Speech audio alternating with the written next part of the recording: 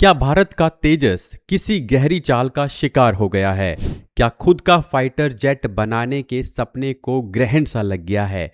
या फिर क्या कोई विदेशी ताकत नहीं चाहती कि भारत खुद इंडिपेंडेंट बन जाए और तेजस को दुनिया के बाजार में बेच सके?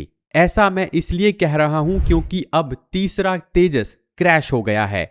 भारत के तेजस का कंपैरिजन पाकिस्तान के JF-17 से किया जाता है। मीडिया रिपोर्ट्स के हिसाब से भारत कुछ देशों को तेजस बेचना चाहता था, लेकिन अब वो देश पाकिस्तान के JF-17 में इंटरेस्ट दिखा रहे हैं। और अब तीसरे तेजस के दुर्घटनाग्रस्त होते ही तेजस सुरक्षित है या नहीं, इस तरह के सवाल उठने लगेंगे, जिससे तेजस को बेचना और भी मुश्किल हो जाएगा। Bharat 5th generation fighter jet बनाने की दिशा में आगे बढ़ रहा है और एक वीडियो में मैंने आपको बताया था कि कैसे HAL की बजाय इस बार टाटा, L&T और भारत फोर्ज जैसी प्राइवेट कंपनियों को ये मौका दिया जा रहा है। उस वीडियो का लिंक आपको फर्स्ट कमेंट में मिल जाएगा।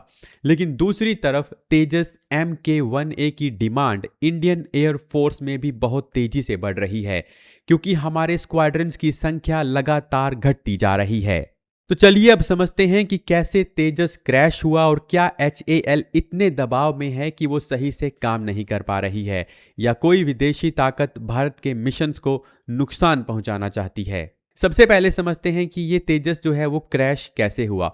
ये विमान 7 फरवरी 2026 को क्रैश हुआ था, लेकिन इसकी खबर 22 और 23 फरवरी को बाहर आई है। रिपोर्ट्स बताती हैं कि 7 फरवरी 2026 को जब विमान रूटीन ट्रेनिंग से लौट रहा था तो लैंडिंग के दौरान ब्रेक सिस्टम में गड़बड़ी हो गई और विमान रनवे से आगे निकल गया। उसके बाद विमान का टायर भी फट गया और विमान एयरबेस के पास खाई में चला गया। फाइटर जेट्स में ब्रेकिंग सिस्टम बहुत क्रिटिकल होता है, क्योंकि लैंडिंग स्पीड 240 से 260 किलोमीटर तक हो सकती है। अगर ब्रेक फेल हो जाए तो एयरक्राफ्ट रनवे ओवरशूट कर सकता है, जो यहाँ पर हुआ। हालांकि अच्छी बात यह रही कि पायलट ने इजेक्ट करके अपनी जान बचा ली, लेकिन ये क्रैश इतना बड़ा था कि विमान को एयरफ्रेम लेवल पर गंभीर नुकसान पहुंचा है और ये विमान फिर से एयरफोर्स के लिए इस्तेमाल नहीं हो सकता। इंडियन एयरफोर्स ने इस पर अभी तक कोई आधिकारिक बयान जारी नहीं किया है, लेकिन सोर्सेज के हिसाब से एहतियातन करीब 30 सिंगल सीट तेजस विमानों को ग्राउंड कर दिया गया है ताकि पूरी टेक्निकल जांच हो सके। फाइटर एविएशन में फ्लीट ग्राउंडिंग कोई असामान्य कदम नहीं है। जब तक रूट कोज क्लियर ना हो, प्रिकॉशनरी इंस्पेक्शन की जाती है। लेकिन चिंता इसलिए बढ़ रही है कि ये तीसरी घटना है और हर नई घटना परसेप्शन को प्रभावित करती है। तेजस प्रोग्राम में पहली बड़ी दुर्घटना मार्च 2024 में जैसलमेर के पास हुई थी। उस समय एयरक्राफ्ट फायर पावर डेमोन्स्ट्रेशन से लौट रहा था। उस समय पायलट सुरक्षित इजेक्ट कर गए थे। दूसरी दुर्घटना नवंबर 2025 में दुबई एयर शो के दौरान हुई। एरोबैटिक डिस्प्ले के समय विमान क्रैश हो गया और विंग कमांडर नमन सयाल की मृत्यु हो गई। उस घटना की जांच अभी भी पूरी तरह पब्लिक डोमेन में नहीं आई है। अब फरवरी 2026 का ये लैंडिंग एक्सीडेंट तीसरी बड़ी घटना बन गया है। Mk1A डिलीवरी में देरी और असली दबाव। अब आते हैं टाइमिंग पर।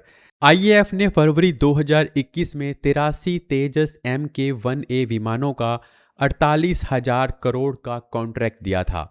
सितंबर 2025 में 97 और विमानों का 62,370 करोड़ का ऑर्डर दिया गया, यानी कुल 180 Mk1A एयरक्राफ्ट पाइपलाइन में है। Mk1A वेरिएंट में AESA रडार, इंप्रूव्ड एवियोनिक्स और बेहतर इलेक्ट्रॉनिक वॉरफेयर कैपेबिलिटीज शामिल हैं, लेकिन इनका डिलीवरी शेड्यूल 2 साल पीछे चल रहा है। रिपोर्ट्स बताती हैं कि इंजन सप्लायर GE एरोस्पेस द्वारा एरो इंजन सप्लाई में देरी एक बड़ा कारण है, क्योंकि MA1A में GE F404 इंजन का इस्तेमाल होता है। अब बड़ा सवाल, क्या तेजस असुरक्षित है? तेजस एक single engine multi role fighter है जिसे एरोनॉटिकल डेवलपमेंट एजेंसी ने डिज़ाइन किया है और हिंदुस्तान एरोनॉटिक्स लिमिटेड मैन्युफैक्चर कर रही है। ये 2015 से सर्विस में है। अब क्योंकि तेजस का कंपैरिजन JF-17 से किया जाता है, तो आपको बता दूं कि JF-17 भी 5 बार क्रैश हो चुका है। JF-17 पाकिस्तान चीन के साथ मिलकर बना रहा है।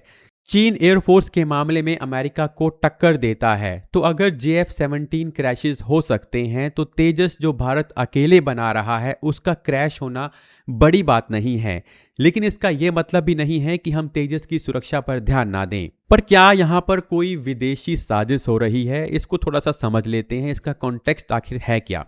देखिए, जनवरी 2026 में PSLV C-62 रॉकेट के तीसरे चरण में खराबी आने के कारण 16 सैटेलाइट्स, जिनमें DRDO का जासूसी उपग्रह अन्वेषा भी था, नष्ट हो गए। इससे पहले मई 2025 में भी PSLV C-61 में भी तीसरे चरण में समस्या आई, जिससे सर्विलियंस सैटेलाइट EOS-09 अंतरिक्ष में नहीं पहुंच सका था। जनवरी 2025 में भी GSLV F-15 मिशन में नेविगेशन उपग्रह NVS-02 में तकनीकी खराबी आ गई थी। अब यहाँ पर कुछ रिपोर्ट्स में यह कहा गया कि कोई विदेशी ताकत इसे रोक रही है, क्योंकि पहली बार सरकार ने इसकी जांच के लिए किसी बाहरी विशेषज्ञ की अध्यक्षता में कमेटी बनाई थी। आमतौर पर इस तरह के फेलियर की जांच इसरो ही करता है और आंतरिक रूप से करता है, लेकिन बाहरी हस्तक्षेप की जांच पहली बार हो रही है। इसके अलावा NSA अजीत डोभाल का अचानक विक्रम साराभाई अंतरिक्ष केंद्र जाना भी चर्चाओं का एक बड़ा कारण बना है, क्योंकि फेल मिशन देश की सुरक्षा के लिए महत्वपूर्ण थे। फिलहाल PSLV की सभी उड़ानों को जून 2026 तक के लिए रोक दिया गया है, ताकि इंजन और गुणवत्ता की गहन जांच हो सके। इन मिशंस के फेल होने और तेजस के क्रैश होने के बाद ये कहना जल्दबाजी होगी कि इसमें कोई विदेशी ताकत है, लेकिन हर पहलू से इन क्रैशेस की जांच होनी चाहिए। अगर brake failure isolated mechanical issue साबित होता है तो करेक्टिव स्टेप्स तेजी से लागू किए जा सकते हैं और प्रोग्राम मोमेंटम बना रह सकता है। लेकिन अगर डिले जारी रहे और एक्सीडेंट्स परसेप्शन को नुकसान पहुंचाते रहे तो ऑपरेशनल कॉन्फिडेंस प्रभावित होगा। अंत में तेजस जो है वो भारत का इंडिजिनियस डिफेंस इकोसिस्टम का बैकबोन प्रोजेक्ट है। इसका सफल होना सिर्फ एक फाइटर एयरक्राफ्ट का मुद्दा नहीं है, बल्कि लॉन्ग टर्म सेल्फ रिलायंस का सवाल है। तो आप इस बारे में क्या सोचते हैं कि तेजस का क्रैश होने में क्या किसी बाहरी ताकत का हाथ है, या फिर ये एक नॉर्मल एक्सीडेंट है जो किसी भी एयरक्राफ्ट के साथ हो सकता है? आप हमें कमेंट करके जरूर बताइएगा।